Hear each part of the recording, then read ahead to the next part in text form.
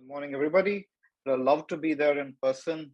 Fortunately, I'm a bit skeptic given the current situation. So actually, I am in the country. I'm from the though I'm from the Tata Institute of Fundamental Research, Bombay, India. Currently, I am in the United States. I'm at the Simons Institute on sabbatical. I would have my original plan was to come to Princeton for this week, but things didn't turn up. Hopefully, I'll come later. And yeah. So I'll be talking on some work which I've been doing for the last year or so on trying to algorithmize the Multiplicity Schwartz-Zippel Lemma. This is what I'll be talking is a combination of two works with the set of authors with joint work with Siddharth Bhandari, who is currently a postdoc at Simons Institute, Mrinal Kumar, who is faculty at IIT Bombay, Madhusudan, my former advisor, and Ashutosh Shankar, who's a current student at TIFR. So what I will do in this talk is the first 20 or 25 minutes is basically try to explain what the problem is, what I mean by algorithmizing the multiplicity Schwartz-Zippel lemma, what's the Schwartz-Zippel lemma we're talking, and then remaining half, depending on how time is, we'll look at certain components of this algorithmic proof. So feel free to stop me and ask me questions at any point of time. So what's our starting point? Our starting point is this, what I would call the degree mantra, which is being used over and over again and sort of in various applications in combinatorics and theoretical computer science. It's the fact that if you have a polynomial, a degree k polynomial over some field, typically we'll be working with finite fields, but this statement is true over all fields. And it's a non-zero polynomial, then the number of roots this polynomial has is that the number of times it cuts the x-axis is at most k. Is at most the degree of the polynomial. This is a fact which has come useful in a lot of cases. And I'm going to be a little more pedantic and write this in various forms. So equivalently, one way of stating it is you take any subset T of the field of size n, any finite size subset, and pick a random point in the subset and ask what's the probability that the polynomial is 0 at this point. This is at most k over n. And yet another way of stating this, I'm just being extremely this one, yet another way of stating this is the fact that if you give me any function f from the set, on the set T, then there exists at most one polynomial P, which is in distance half into 1 minus k over n from this function. Because if there were two such polynomials, then those two polynomials will be too close to each other. The difference between those two polynomials, which will be a non-zero polynomial, will have too many roots. This is just the degree mantra being written in the various equivalent formulations, but it is this formulation which sort of forms the basis of what are now popularly called the Reed-Solomon codes, in which you encode a degree k polynomial, a k symbol input message by an n symbol output message. Basically, you encode the coefficients of the polynomial by the evaluation of the polynomial on the list on the points of the set T. Okay, so this is the basic degree mantra, and this is the corollary that we would really care about, and we will see various manifestations of this degree mantra, and we'll see this corollary. Now, given such a corollary, almost natural question to ask is there an algorithmic version of this corollary? That is, I give you this function f, can I actually obtain this p algorithmically, efficiently? The degree mantra states that there's at most one polynomial p which has this property. Now my question is, can you actually get this polynomial? Can you lay your hands on this polynomial p uniquely? It seems a very basic question, and true to it, this is a question that has actually received a lot of attention. In fact, the earliest algorithms is due to Peterson, which was even before the notion of P, efficient computation, was conceptualized stuff. And there have been several other algorithms to it, including what I'm more familiar with, which is the Berlekamp-Welch algorithm from 1986. So that's the basic degree mantra which we'll be working with, the fact that a non-zero polynomial of degree k has at most k roots. And since this has been used a lot of time, what we will see later on in talk is various generalizations of this degree mantra. One, to higher multiplicity, the other, the multivariate, the high dimensional version of the degree mantra, which we'll soon see is called what's called the Schwartz-Zippel Lemma, and then some common generalizations of both the multiplicity and the high dimensional version of this problem. So I'll go through all these generalizations before I come to this common generalization. So let's begin with the multiplicity. So I'll look at these two extensions of it, the multiplicity extension. So the multiplicity degree mantra. So here, it's almost the same degree mantra as before, except that I now want to say that the number of roots, even if I count it with multiplicity, that is, I'm going to count certain roots as double roots or triple roots, depending on how many times the curve hits the x-axis, and says even counting the roots with multiplicity, if you have a polynomial p of non-zero polynomial of degree k, then the number of roots is at most k. And this is something, and what do I mean by counting roots with multiplicity? What I mean by a point A in T, A in F, the multiplicity at A of the polynomial P is can be written as the max S. So you just look at the evaluation of the point, its first derivative, its second derivative at the point A, and find out the largest S such that the S derivative is non-zero, then the multiplicity is yes. Or equivalently, you can say it's the fact that it's the maximum S such that P to the A, if you look at the Taylor expansion of P to the A plus Z, it is 0. That is, you look at all the derivatives starting, which is just, I'm looking at the Taylor expansion of the polynomial at the point A, and I want to say all the first yes terms just vanish. It's a max yes for which this is true. Okay, and the same sorry, Avi, go ahead. Yeah, maybe you want S-1. I mean, you count the zeros derivative as one of them, right? So yeah, but this is correct. No, the multiplicity of this one is the zero. So the multiplicity is 1 if P A plus Z mod Z is 0. okay. This is exactly what it is. Okay. There's no more. Yeah. Very good. Yeah. So this is, I'm stating something extremely obvious. Just I'm stating it in a lot of words because this is just in setting preparation for what I'm going to be stating later on. So as before, we have this degree mantra which says that even if I count the roots with multiplicity, so for example, this counts as a single root, this counts as a single root, possibly this counts as 2 roots, and this counts as 3 roots, 4 roots possibly. Even if you count them, the roots with multiplicity, you have at most k roots. That's what the degree mantra, the multiplicity degree mantra states. And the corollary immediately states that for any set T, if I pick any set T of size n, if I pick a random point A in T, and I look at how many is the point A point of multiplicity 0. So what I'm checking here is, I'm asking is A a root with multiplicity yes? Then this is at most k by Sn. So you get this extra from the corresponding to the prior degree mantra, which we had just k over n. This number improves by further factor s, because you're looking at not just A being a root, but A being a root with multiplicity s.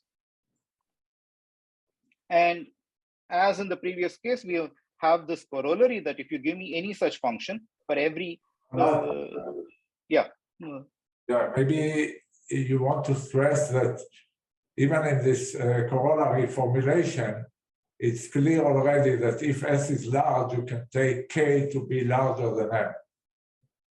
Yeah, so once again, so at this point, when in this degree mantra, it didn't make sense to work. What Avi is trying to suggest is, what Avi is saying is the following: in the original formulation, K had to be a number less than or equal to N. You only had to consider polynomials which were of degree at most the number of points of evaluation. So T is the set of points of evaluation. So T is my set of evaluation points. And K always had to be less than or equal to N for any of this to make sense. But as we go on to the multiplicity degree mantra, the way things are true even when K is greater than N in the previous case, but it makes no meaning. All the statements are vacuous, don't meaning. Over here, now you can begin considering polynomials which are even larger than N, which have degree larger than N, as long as K is smaller than S times N, if you choose large S. So we might work with polynomials which have degree larger than N, the number of evaluation points, but because we are looking at multiplicities, which are potentially large multiplicities, we will allow for degrees which are larger than, we can allow for degrees which are larger than N, but still smaller than S times N. Okay. And the corresponding corollary over here, this says that any such polynomial here, now I give you an arbitrary function f. This is what is called sort of in most of these cases, this is called what's called the unique decoding problem. Unique decoding question. Says that I give you any function f. What's this function f? For every point in the evaluation set, I give you a list of S derivatives. Rather, I give you the Taylor expansion truncated up to the S order. That's what I give you over here. It says there exists at most one polynomial P that agrees with, such that its Taylor expansion agrees with F or disagrees with F at most this locations. There cannot be too many such polynomials. There can be at most one such polynomial, because if there were two such polynomials, the difference between those two polynomials will violate this corollary. So once again, you have, this is sort of the unique decoding. It says, I give you any function f. There can be exist at most one polynomial which is close to it under this metric. And you can ask once again, when you have such a corollary, one of the things to ask this, if you're an algorithmic coding theorist, is if you can achieve this algorithmically. Can this, given this function f, can you obtain the polynomial p algorithmically? By the way, this unique decoding property is what led to what are now called the univariate multiplicity codes. These codes were introduced by Rosenblum and Schwarzman in 1997 and studied more in detail by Nielsen in 2001. And it's exactly what's written over here. It's the encoding of a polynomial you specify by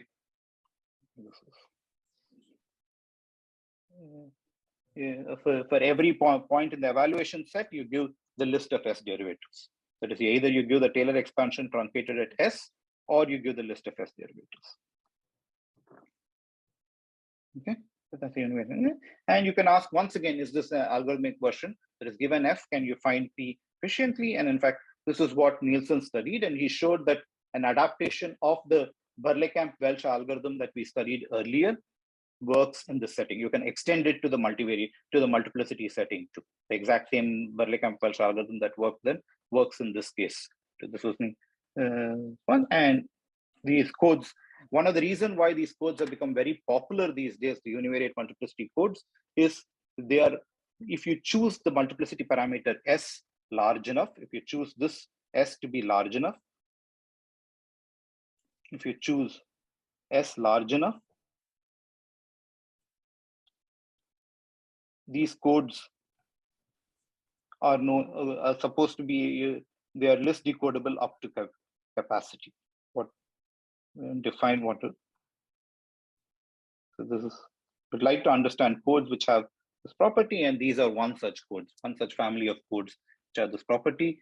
We don't yet understand this property for Reed-Solomon codes. There is a lot of work, very recent work trying to understand, to Reed-Solomon codes are list decodable up to capacity, but For the case of univariate multiplicity codes, we do understand them. That is, for large enough yes, they are list decodable up to capacity. And it was in this context that Hassan and Rosenblum and Nielsen studied univariate multiplicity codes. Okay. Okay, so that's one extension of the degree mantra. Somehow I have not given a long talk on slides before on a Zoom talk. I either given short talk, 20-minute talk. So I just feel it feels very odd speaking to a monitor like this. Like, please stop me and ask me questions. So what we next do is, yeah. Don't worry, we will ask if anything is unclear. That's my audience. Actually, I'll ask a question. Probably. Sure. So back to the parameters. So you were saying before that now the degree can be bigger than yes. The degree could go as large as up to S and up to S times n. So you could S is plus K, right? Like if the degree is K, then. Sorry, I didn't catch what Isn't S at most the degree? Yes is at most the degree, yes. So why would that? I don't guess it's just a constant. I don't see what the. No. So typically we don't consider S as that large. We talk of multiplicities, say 10, 15, 2, 3. These are the sort of multiplicities. You're going beyond 1, but not possibly all the way as large as K. For most applications, K and N are thought of as growing numbers, and S is usually a constant, possibly larger. S equals 1 is the usual Reed-Solomon code case, and multiplicity codes is a constant, but something is larger than 1, but usually typically a constant. Of course, these theorems are work even if S goes all the way up to K. Which sense, once again, this doesn't meaning. I'm asking, you could ask how many roots are there with multiplicity, say 10. And this says the number of such roots with multiplicity 10 in a set of size n is at most K by 10 times n. Yeah. These statements are true for all settings of parameter K and Sn, but they are interesting only if K is less than Sn. And of course, because we have studied K less than or equal to n in the Reed-Solomon code, these codes, the multiplicity codes become interesting when K is larger than n, but less than S, equal to Sn. I still don't quite see the applications because of the parameter choices, but I guess I'll wait. No. So I won't go into applications of that. So the point is, we were in. So why are these multiplicities? So Reed-Solomon codes are the case in which S is equal to 1, and a big question in coding theory was to find out codes which have this list decoding property up to capacity, and we have not yet been able to show that. Or understand which families of Reed-Solomon codes have this property. Now the question then turned to, are there other codes which have this property? It was discovered by later that the univariate multiplicity codes, in fact, there's a work of Guruswami Rudra and Guruswami Wang and Dvir-Kopparty, who show that if you choose yes to be large enough, some large constant, then the univariate multiplicity codes that I had defined this way actually are list decodable up to capacity. Okay. So it's a question. For every S, these form a family of codes. For S equals 2, it's a family of codes. For S equals 3, it's a family of codes. And the question is, and what we were able to show is, these univariate multiplicity codes, once you choose S to be a large enough constant, they then have this property of being list decodable up to capacity. And this was the reason why they were studied.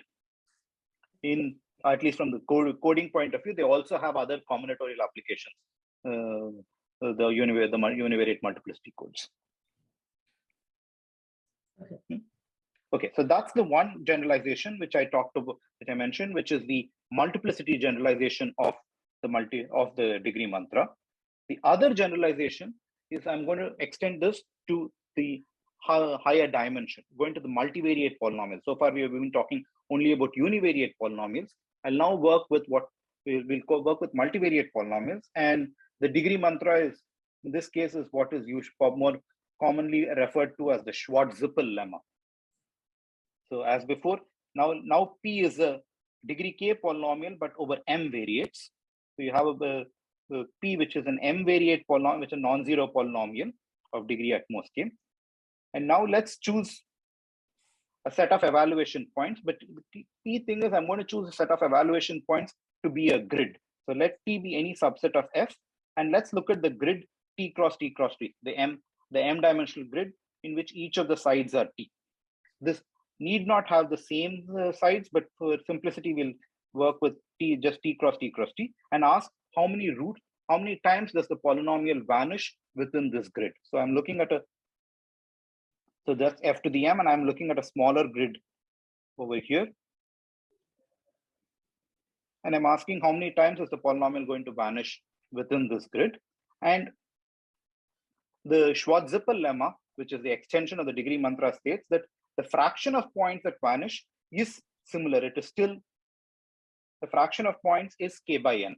In particular, the total number of points in the grid is n to the m. Therefore, fractionally, the number of points that is just k by n times n per m. In the case of the univariate case, the fractional number of points was k by n, and the same fraction continues to hold good even in the multivariate case. This is what's called the Schwartz-Zippel lemma, and this has had tremendous applications in computer science and combinatorics over the last 4 decades. In fact, some can say that you can look at sort of the history of TCS through the eyes of the Schwartz-Zippel lemma, and it will cover a fair number of important results that happened in the last 30 or 40 years of TCS. And so this is the Schwartz-Zippel lemma, which counts the number of roots within a grid. And as before, we have with the which once again says this says that any non-zero polynomial has at most so many roots. Therefore, if you give me any function f on the grid, there can exist at most one polynomial of degree k which disagrees with the function on less than so many points. That's just an immediate fallout of this, because if there were 2 such polynomials, then those 2 polynomials will be the difference of those 2 polynomials will have too many roots in this grid. And these are what are called the Reed-Muller codes. By the way, this is the Reed-Muller code, and we can ask the same question now. Now, is there an algorithmic version of this corollary? That is, when I give you such an f, can we uniquely decode and obtain the polynomial p? So, given the ubiquitousness of Schwartz-Zippel lemma, one would expect that this actually is a very well-studied problem. Surprisingly, only a special case of this problem was well studied till recently. The case when the grid was the entire field, when T was the field, when T was the field itself. In which case, you showed that this problem reduced it to the univariate case due to the work of Pelikan and Wu. In this case, you know how to solve the problem, but the general case was actually open till pretty recently, till 2016. Despite the Schwartz-Zippel lemma being such an important statement, the actual unique decoding of the Reed-Muller code over arbitrary product grids was open till 2016, and was resolved by a nice work due to Kim and Kopparty. Prahladh, Yes. Polynomial time here is polynomial in T to the M. Polynomial in the input size. You have to be, you are allowed to run in polynomial time this is the input to the function, and you're allowed to run in time polynomial in the input size of the function. Okay. And all other parameters, say n, m, k, but those are all small. The main thing is this.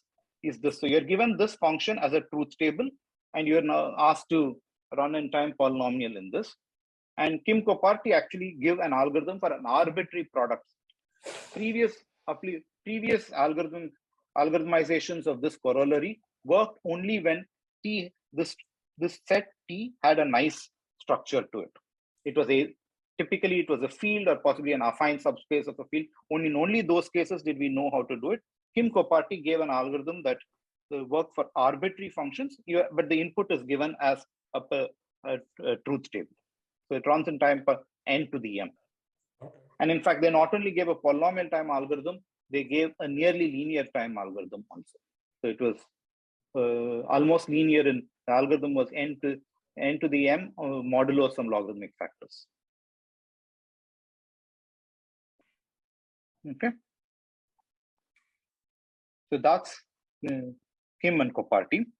Now we can ask, they have been worked with sort of commonly generalizes both the multiplicity Schwartz-Zippel multiplicity degree mantra and the multidimensional this one. And this is what is called the Multiplicity Schwartz-Zippel Lemma. This is a statement which was proved by Dvir-Kopparty-Saraf-Sudan in 2009.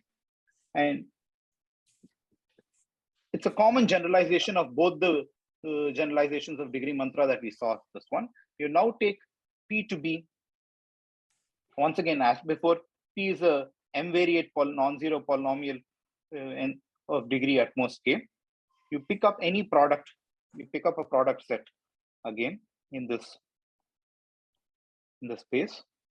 So that's T power M for us. And you want to say that how many roots does P have?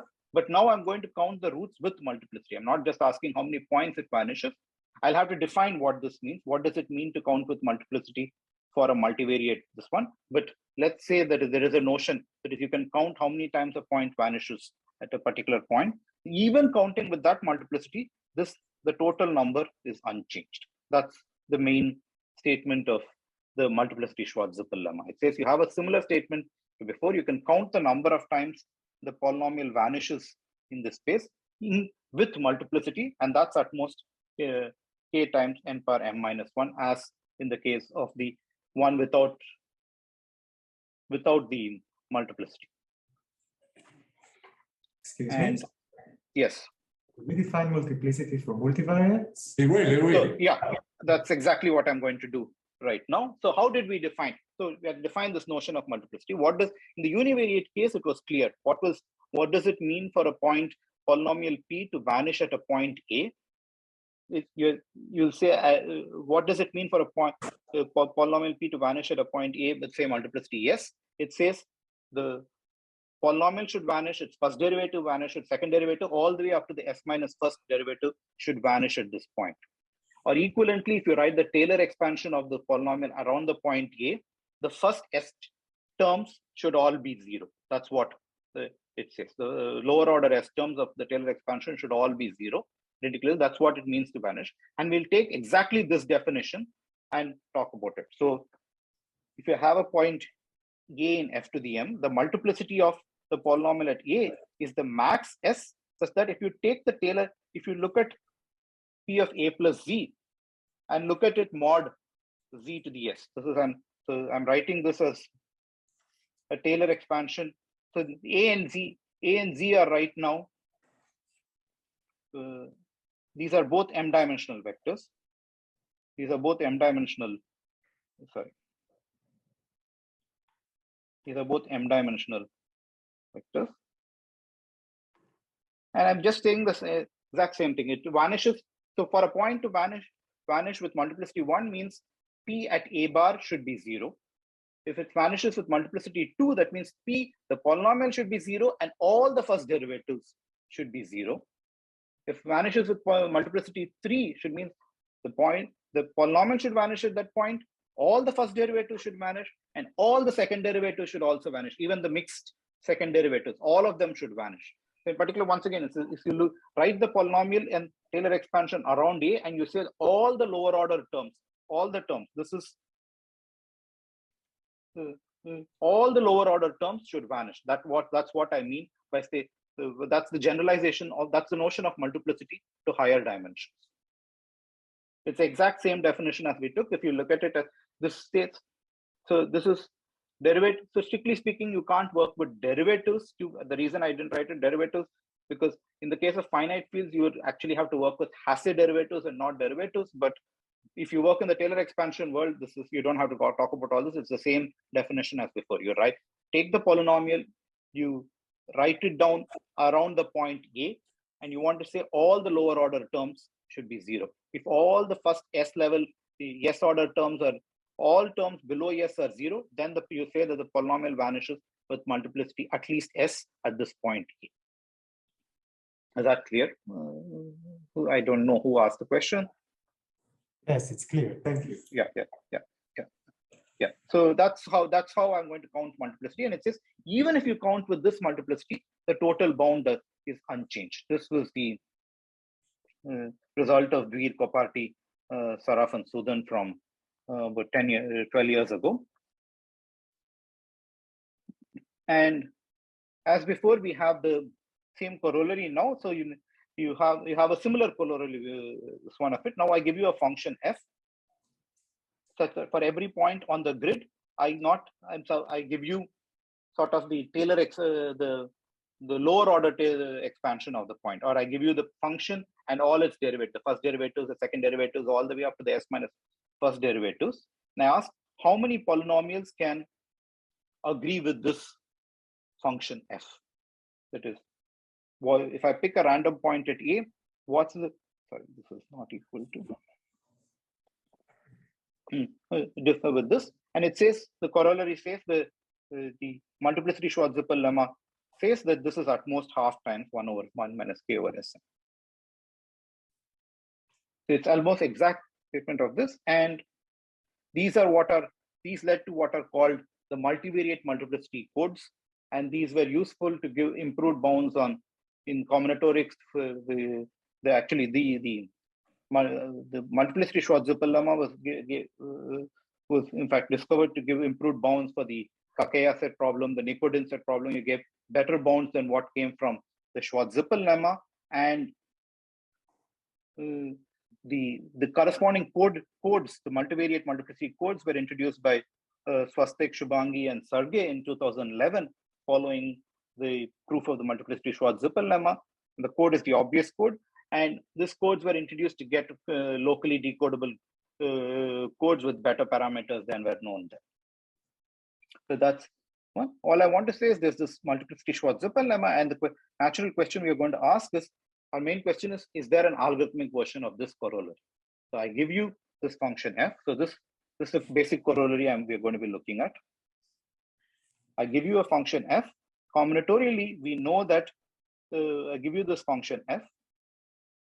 Combinatorially, the multiplicity Schwartz-Zippel lemma tells you there's at most one polynomial p that has this property. And what our question is, can I achieve this polynomial algorithmically? That's the goal. In other words, we want to get, Kim and Kopparty had solved this problem for the s equals 1 case, and we want to know, can we get a similar algorithmization of this corollary for larger s? So that's the question we are going to be looking at. Is a statement clear? Basically, we're asking, is there a corresponding version of the Kim-Kopparty algorithm for the multivariate multiplicity codes? Okay, and our main result is yes, we can actually get rhythms with actually two sets of work. So sometime last year in joint work with Siddharth, Mrinal, and Madhu, we showed that yes, with some caveats, if the field has a large enough characteristic, large enough or zero characteristic, and the multiplicity parameter is large enough, it's a constant but a large constant, then we can actually do efficient unique decoding. Then we can actually algorithmize the corollary. And in fact, in this case, we not only can efficiently unique decode, we can actually list decode all the way up to capacity. This is what we had proven last year. And this proof was an adaptation of the polynomial method to this setting.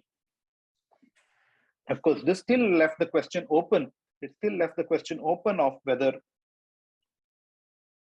you could algorithmize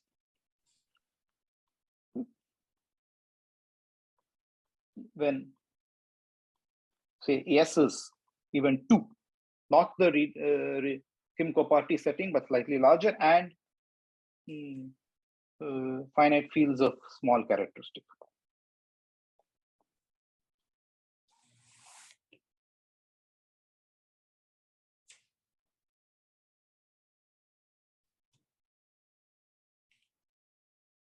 Okay, so still left open, and that's what the second result, the more recent result, is going. We showed that for all finite fields, in this case for all finite fields, and for any product set, this one, we can in fact achieve we can solve the unique decoding problem. We can algorithmize the corollary, which I mentioned earlier. Yeah, there's a wordy theorem, but what I basically state is the corollary, which we had mentioned before, can be algorithmized, and the running time of this algorithm is so much. Which one? This is basically for all settings of parameters, we can do this.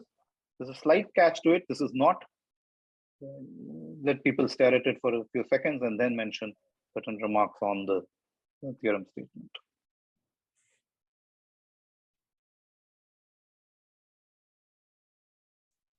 Yeah. The one thing which I wanted to say is that before Avi was asking what's the input size in the case for the Reed-Muller case.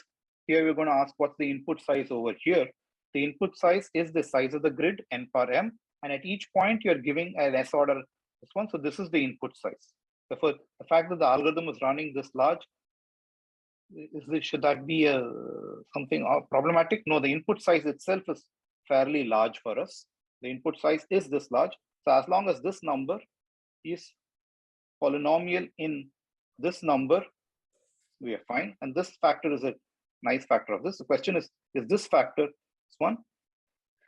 So for most settings of S, when S is small, this factor is in fact polynomial in this factor.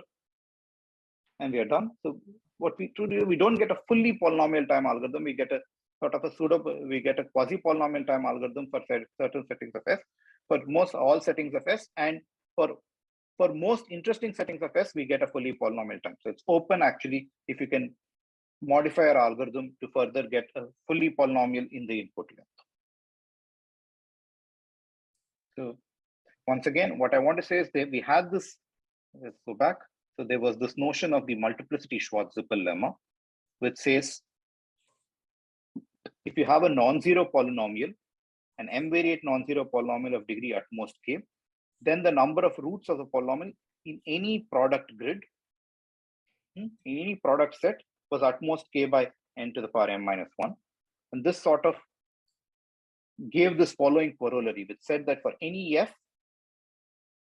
there can exist at most one polynomial for any f in which purportedly for every point of the grid gives you the s order approximation of the polynomial.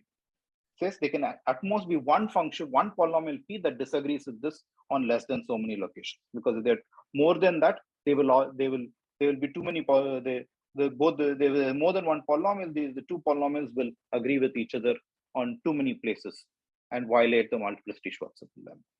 So this corollary, and what we're asking is, can I get an algorithmic version of this corollary? And the basic answer is yes, we can in fact get.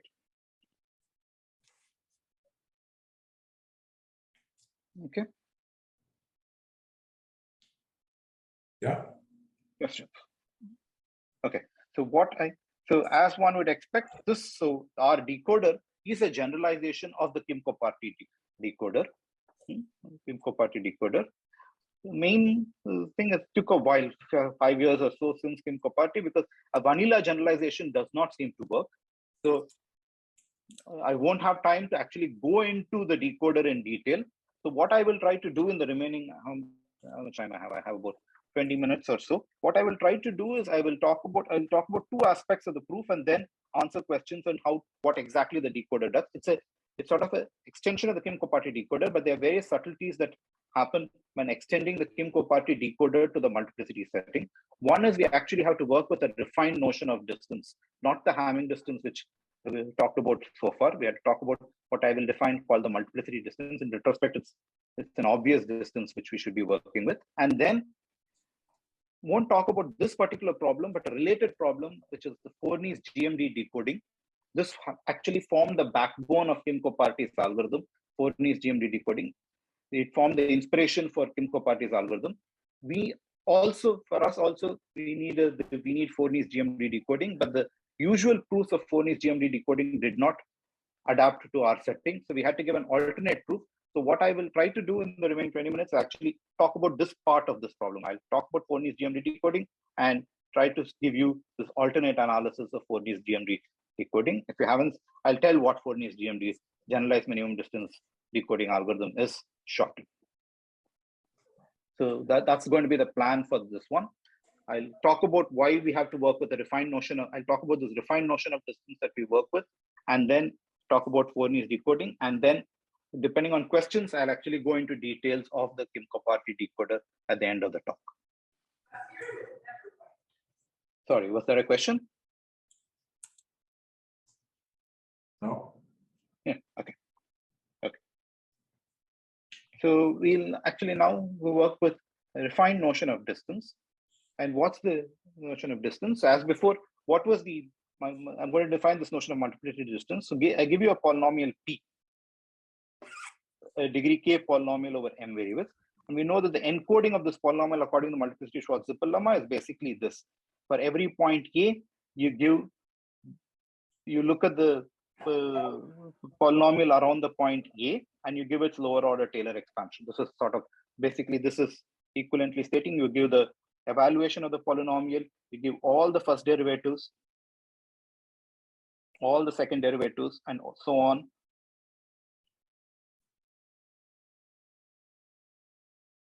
All the way up to the S minus first derivatives. And by this, I mean even all the mixed derivatives. I'll give all this entire list of derivatives. That's the encoding of this one. So in general, a received word looks like some arbitrary function of this type. It looks like this function. It looks like function. It's given for every point f, it looks like this. And I want to define a notion of distance between them. The usual notion of distance between them is you take any 2 points in the grid and ask whether these two functions agree or disagree at this point.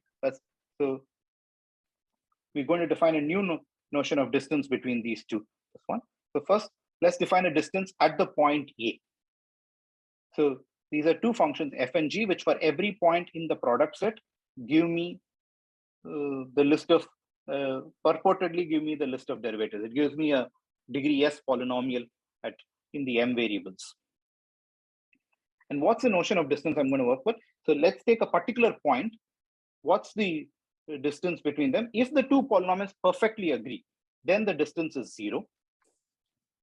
If the two polynomials don't agree, but they agree only up to the s minus first derivative.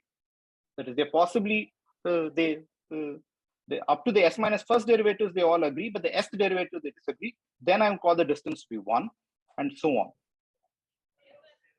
So it's sort of a more refined notion of distance. At a particular point, I'll say 2 points at a particular A, these two agree. Previously, the usual notion of distance is whether this f of A and g of A agree or not. That's the usual Hamming notion of distance. Now I'm going to give a more refined notion of distance where I'm going to give one of 0 to s, one of value 0 to s, which tells you how well do FA and GA agree. How many points of multiplicity do they agree at this point? And it's a very natural definition given the Multiplicity Schwartz-Zippel Lemma. And the distance between f and g under this notion of distance is basically look at every point, look at this notion of distance between FA and GA divided by s and take the average across all points. So it's the most natural notion of distance if you are working with the Multiplicity Schwartz-Zippel Lemma. So an equivalent way of looking at this is you look at f. So the way I want to look at is f and g are for the product set. For the product set, they give you for the product set, for every point in the product set, it gives the value of the function, the list of first derivatives, the list of second derivatives, the list of third derivatives, and so on up to the s derivative. It gives you this s layered object at every point. And think of this as you're given two functions f, and at every point you're asking up to what depth do these two agree. If they agree completely, then the distance is 0. If they agree only up to the first s minus 1, the distance is 1. If they agree up to s minus 2, then the distance is 2, and so on.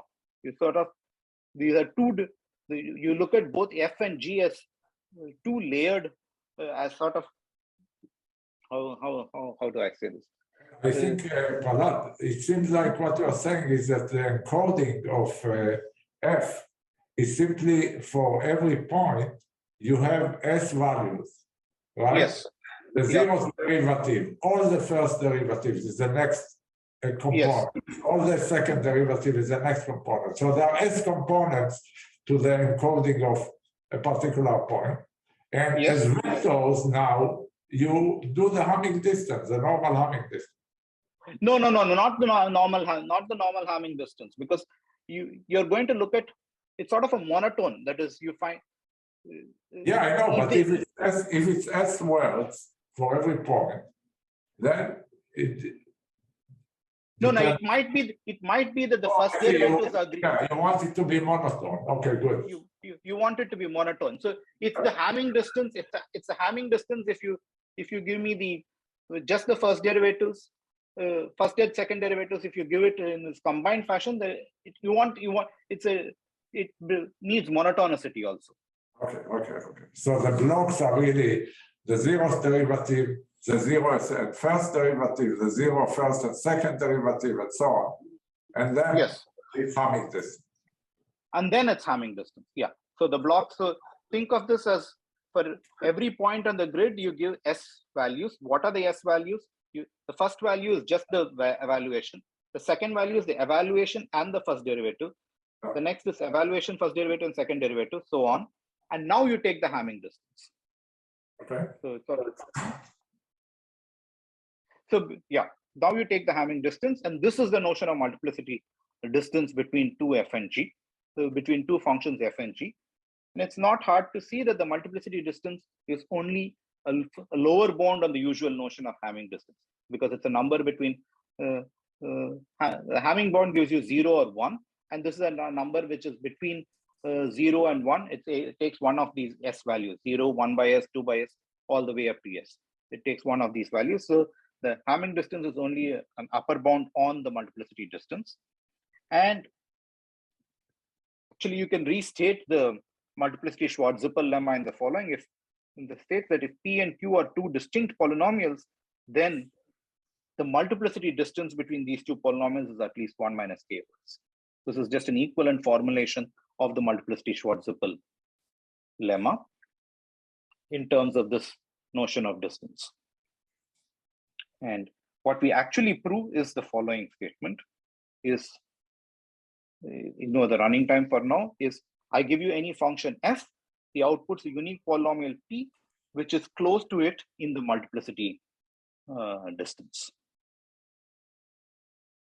This is a stronger notion than the Hamming mission. It says, certainly if this distance is, it gives you the unique polynomial under which is close to the function under this distance. Yeah, so firstly you have to work with, and it's the reasons you have to work with this notion of distance to actually get the problem. Not just this will imply the other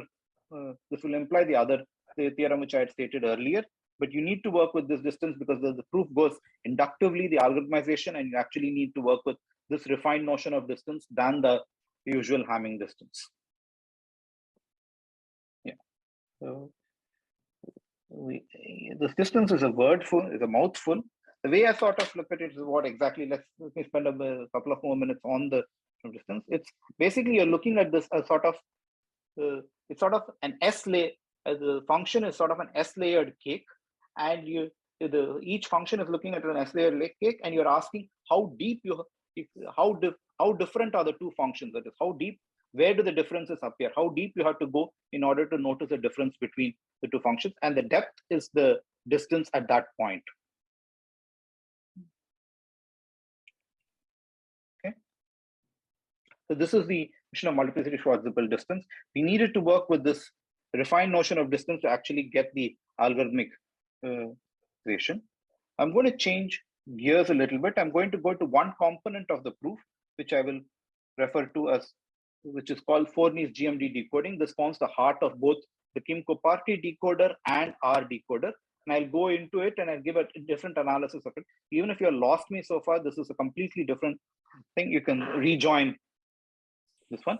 Forney's GMD decoding is an algorithmic procedure to decode concatenated codes. So I'll go into this particular thing the rest of in the remaining 10 minutes or so. So what are concatenated codes? So suppose I have two codes, an outer code C out, which takes a K symbol message over capital Q, over an alphabet of size capital Q, and outputs an N symbol output code word. So this is the outer code C out. It takes K symbols and outputs N symbols. And then the inner code has this property that it works on an alphabet Q, and this Q to the K happens to exactly agree with the alphabet of the outer code. That's what the inner code is, Q to the K to the N. So you individually go to each of these are symbols from the outer alphabet, capital Q. They can now be viewed as messages for the inner code. You apply the inner code independently on each of this one to get this. So this combined composed object is what we'll call the concatenated code. There's a code, and it's not hard to see that if this outer code has distance d and the inner code has distance small d, then the concatenated code has distance dd. And concatenation is used over and over. So it's introduced by Forney, and it's been used repeatedly while constructing codes. It's a very fundamental object while constructing codes. And what you can ask is, basic question that you can ask, suppose I give you an algorithmic, suppose I give you a decoder for the outer code, and then I give you a decoder for the inner code.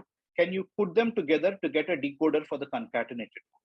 This is a basic question that Forney, this is a basic question that can arise when you work with concatenated codes. And I'd like to know is, when can you take these both decoder for the outer object and a decoder for the inner object and get a decoder for the concatenated code? Is the question clear? Worth mentioning that Forney did it to get the first polynomial time encodable and decodable good code with linear weighted distance. Yeah. So the goal of this was actually to get algorithmic polynomial time encoding and decoding thing. And in that context, Forney discovered concatenated codes. And not only what he shows is actually not only gave the concatenated codes, he also gave an efficient decoding process. And that's basically what I'm going to say is, what he shows is, if C out has a decoder with some properties and Cn has a decoder with some properties, let's ignore the hypothesis for now. Then C has a decoder that can decode from dd by 2 errors. This is the optimal number of errors. The distance was dd, therefore this is dd by 2. He shows that's what you want to decode from. Shows that if C out and Cn have two properties, then C has a decoder. And all of these, whenever I mean a decoder, all of these are efficient decoders. Polynomial time. Polynomial time decoder, a polynomial time decoder. And what did Forney want for this? So this is the best sort of decoder one can hope for the concatenated code. In order to construct this sort of a decoder for the concatenated code, he needed two types of, he needed the outer code and the inner code to have efficient decoders of a particular type. Let's look at the hypothesis for the inner code. The inner code, the hypothesis is a standard hypothesis. It says if Cn has a polynomial time decoder that can decode from d by 2 errors, which is what one would accept. You have an optimal decoding for the inner one. The outer one, he needed a slightly stronger assumption. He said that he has a code that not only can handle errors, but can also handle erasures, in which you not only corrupt a message, sometimes you just erase a message and you know that the message has been erased. Said that as long as the number of, and you wanted a decoder that can work as long as the number of erasures plus twice the number of errors is at most d. Now, if erasures were not there, this is exactly the usual notion of decoding. You decode as long as the number of errors is less than half the distance. This says, there's a slightly more general thing, is that it allows for both erasures and errors. He says if the outer code has such a feature, then you can combine the decoder for the outer one with the decoder for the inner one and get a decoder for the concatenated object. And this is a stronger one, but it's not hard to see that all the Reed-Solomon decoders that we do know, actually in particular the Burley-Campbell decoder, has this feature. It can be extended to adapted to work even with erasures. And hence, this is what Forney did. He took an outer code, which was the Reed-Solomon code, and the inner code, which was a random code, and he concatenated both of them to get his polynomial time decoding decodable codes that Avi was referring to. Okay. So how does he manage to get this? So let's see the most standard thing to do, and then we'll see why certain things breaks down and why the errors actually, why does he need the stronger property for the outer decoder? So what's the question again? So we are given an input. We are given, so once again, is the question clear? This one, I want to understand how to decode from the concatenated code.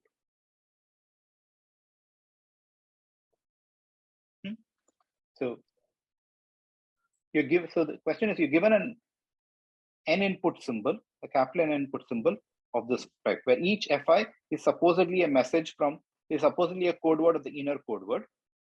And you want to find the unique C which satisfies this property. So this is your input. This is the input.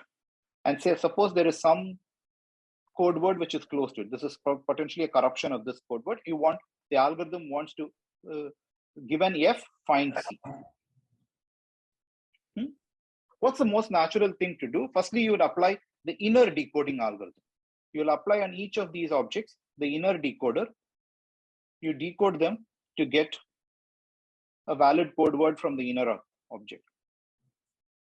You apply the inner decoder to obtain C1 prime, Cn prime. Notice that C1 prime, Cn prime need not be equal to the outer code. And now you could potentially at this point of time, a natural thing to do would have been just apply the outer decoder on this object and complete the process. But if you do that, that will handle only if you just apply the outer decoder.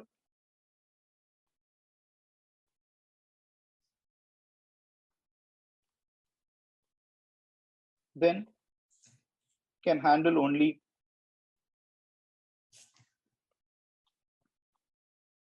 DD by 4 errors and not DD by 2 as we want.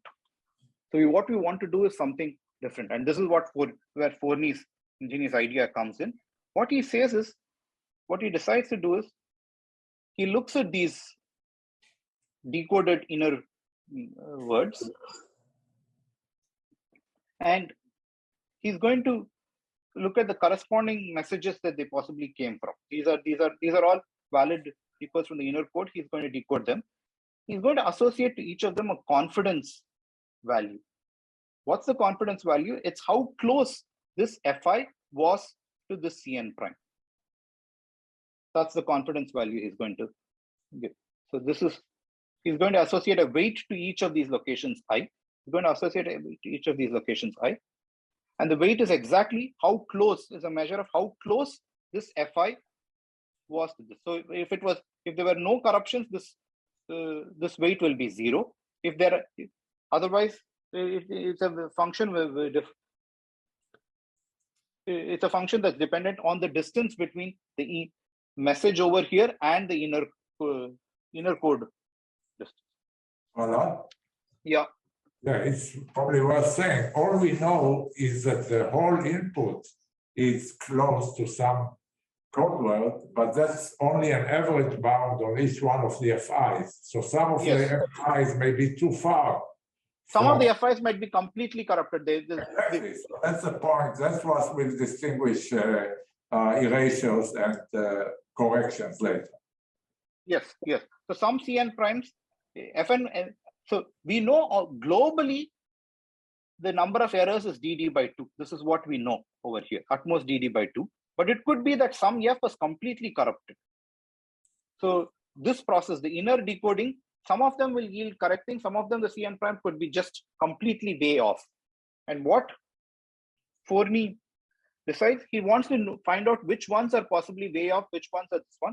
So he comes up, associates this weight function Wi for each of these objects, and he uses this weight function to come up with a new n symbol message, which is what? Which is basically he's going to take all the weights, arrange them in ascending order. So let's say Wi1, wi2, all the way up to win. I'm arranging the weights in increasing order. These are numbers between 0 and 1. He's going to pick a arbitrary threshold theta and erase everything, erase all coordinates above this. That's what he's basically doing. For each threshold theta, he picks a threshold theta, erases all coordinates above this, erases all coordinates above this. So he erases this part of all the coordinates corresponding to this and looks at only the resultant code word. This has now erasures in this one, and then applies the outer decoder, which can handle both erasures and errors. And he magically shows that this actually works. So he's actually, the key lemma he shows is there exists one threshold theta for which he can do this. There exists a threshold theta for which he can handle both, such that there exists a threshold theta such that the number of erasures caused by that threshold, basically the number of erasures, that is this quantity, plus the number of errors. So out here there are some errors and correct things. Twice the number of this quantity is less than d. He shows that there has to be one theta of this type. But if there is one such threshold, the outer decoder can now take over, and outer decoder will be able to handle it. This is Forney's key lemma. Forney, what he observes is shows this particular lemma. Avi, how much time do I have, or I'm? Yeah, 5 minutes. 5 minutes. Okay. So what I will say is this. So what I will try to show is, I'll give a sort of an alternate proof of Forney's lemma, which actually leads to our algorithmization. We sort of also use Forney, both Kim-Kopparty and we use Forney. Kim-Kopparty is the usual proof of Forney is usually used. You need to show there exists a threshold theta. And Forney proves it using a convexity argument, which in modern, this one has a random threshold interpretation. You put the threshold, choose the thresholds according to some measure, and you show that on expectation, this inequality is satisfied. And hence there has to be one threshold theta that has this property. That's the way of Forney proving it. What we will show is, I'll give an alternate proof of it. What we'll show is in counterpositive, let's assume every threshold fails to work. That is, every threshold violates this property. Based on that, I'm going to give, I'll show you that then actually the received word has to have too many errors. Once again, so as for what's this, we have all the thresholds. We are going to arrange the thresholds in increasing order. And then, these are all the weights. We're going to arrange the weights in increasing order, and we choose a particular threshold theta and erase all the locations above it. And we are going to decode only from what's over here. So here. And what we need to show is the number of errors over here, twice the number of errors over here, plus the erasures is less than d. There is one theta, one threshold theta for which this opens.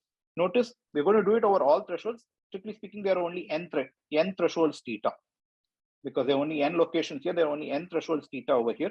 We need to show there is one threshold theta for which the number of errors, the number of erasures plus twice the number of errors is at most d.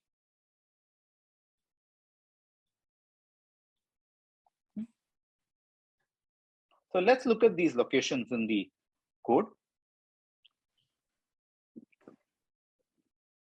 So A is all those locations which are correct, in which actually Ci prime, this is what Avi was referring to, in which Ci prime actually happens to be exactly equal to Ci, the original word itself.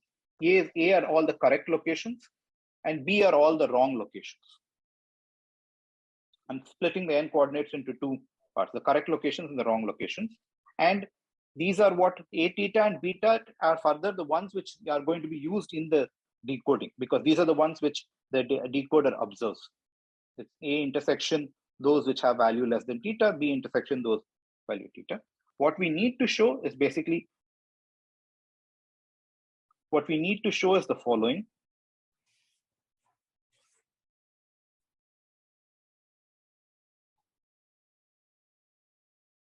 Is twice the number of errors, that is twice the number of errors, that is twice size of B theta, plus erasures. What are the erasures? Erasures are n minus A theta plus B theta.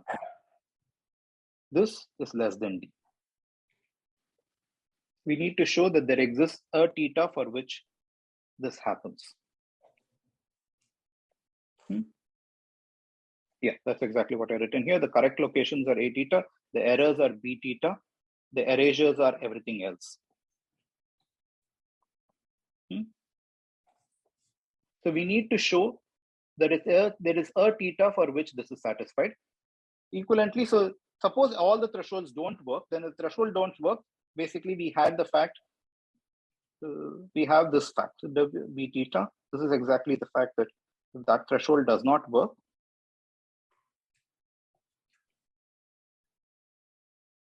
this is greater than or equal to D, which is equal, that is equivalent to B theta being too large. So you look at the dual. No, I'm not looking at the dual. I'm just looking at if a threshold has to work, this condition has to be satisfied. Suppose the threshold doesn't work, then this is the condition that's violated. Okay. And I'm just rewriting that. I'm just stating. So if a particular threshold doesn't work, then it means that the number of the wrong things you see is way too many over there. That's the reason why the number of wrong things is far more than the correct things you see by this additive factor of n minus d. That's what it means. A threshold does not work. Now, I want to also say globally, the number of correct locations, number of correct A should be greater than n minus d, because otherwise,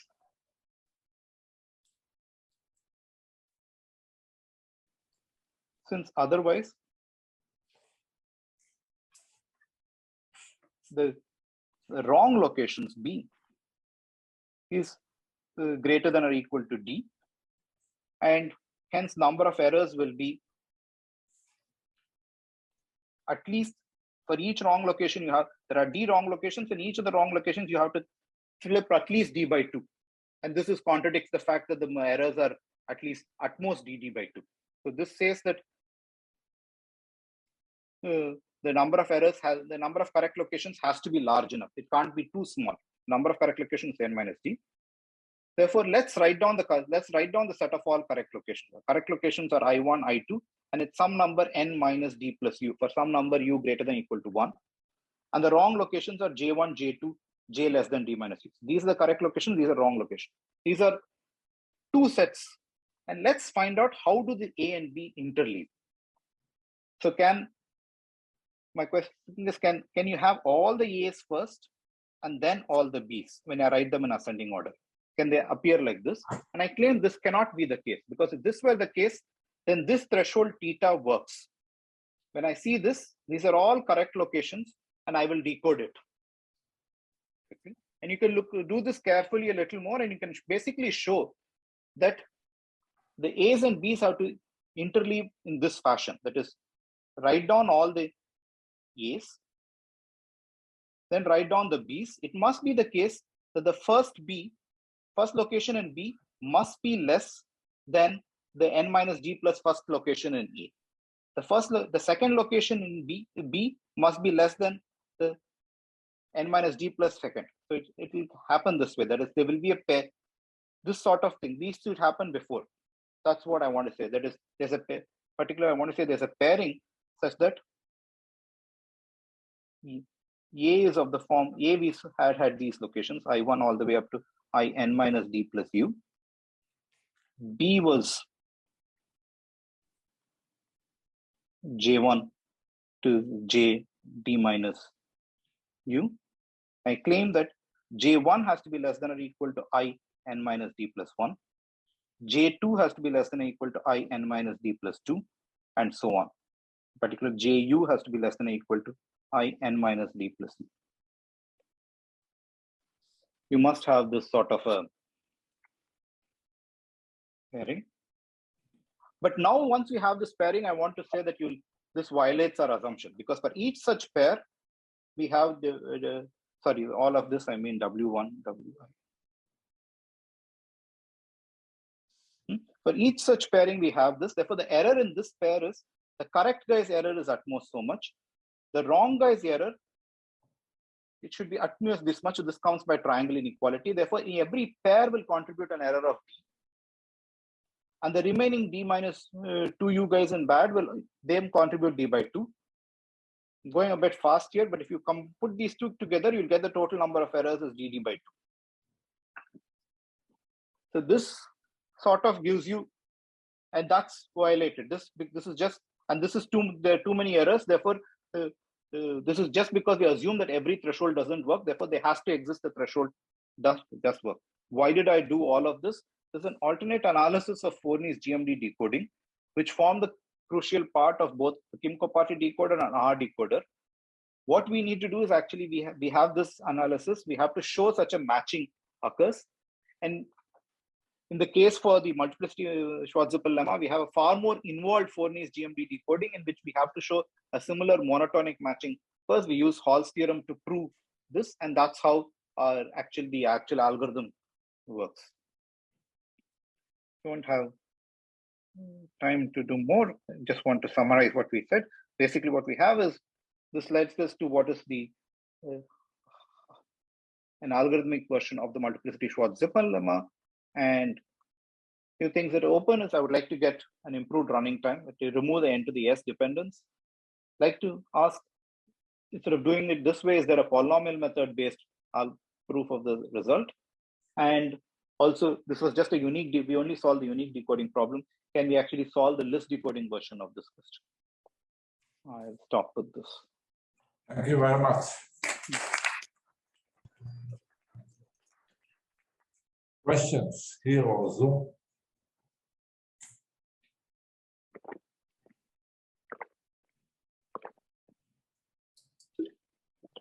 Is it obvious how to think of the multiplicity code as a concatenated code? So it's not. So it's not. So it's inspired. They don't use this as black boxes. It's in. So how does? So actually, maybe you can explain the first paper, why the multivariate is concatenated. You mean the party? Yeah. Yeah. Well, okay. So it's not direct. It's this is inspired by this. It's inspired by this. It's inspired by this, and I can tell you one quick picture which to help you. So just even look at the Kim-Kopparty setting. Kim-Kopparty setting in which you have this sort of a grid. So let's work with the two-dimensional grid. Multivariate, let's work with bivariate, and I want to decode from this. So one natural thing is let's look at every column, and in each column you have so the input is a function f t squared to f, and you want to find the closest bivariate polynomial that is close to this grid of points. What's one natural thing to do? Along each of the columns, let's apply a off-the-shelf Reed-Solomon decoder to get the polynomial GAY. For every column like this, just decode and get a polynomial GAY for this. Get another polynomial GA prime Y for this. You collect this list of polynomials. This is basically the decoded polynomial along each one of them. The question is, can I combine all these polynomials GAY to get the global polynomial P? On the face of it, there seems to be, I do not know how to do, because some of the GAY, the errors could have been distributed arbitrarily across this. So some of the GAYs might be perfect, some of them might be wrong. But one thing which you notice is, let's look what Kim-Kopparty do is, they want to associate a sort of a weight to which of these GAYs to work with.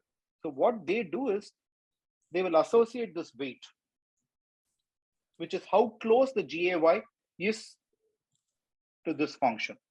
And then they use that weight to further decode from the GAYs to get this one. And that is where the sort of, it's not concatenated. This is in the same spirit as Forney. And this is what it's not a concatenated, it's certainly not a concatenated code. But the use of these weights is sort of inspired from the way Forney uses the weight. The analysis is identical to Forney.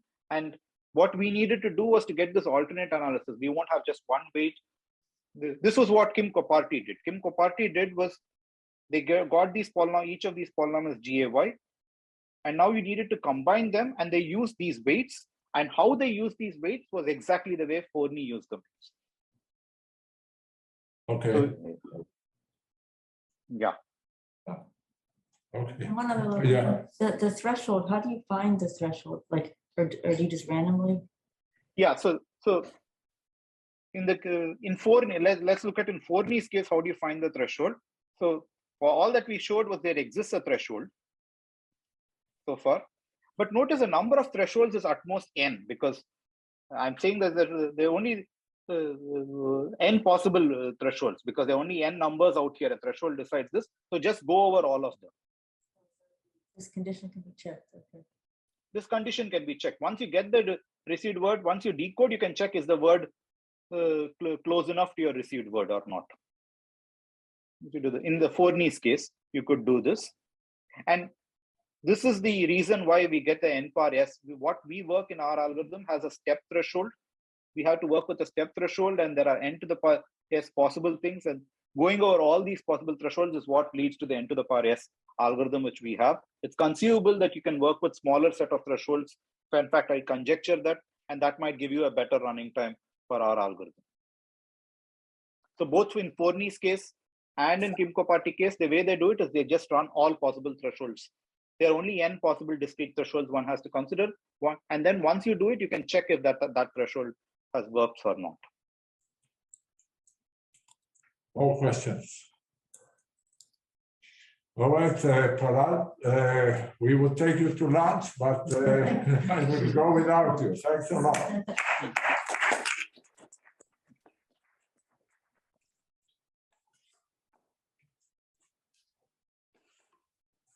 Explain a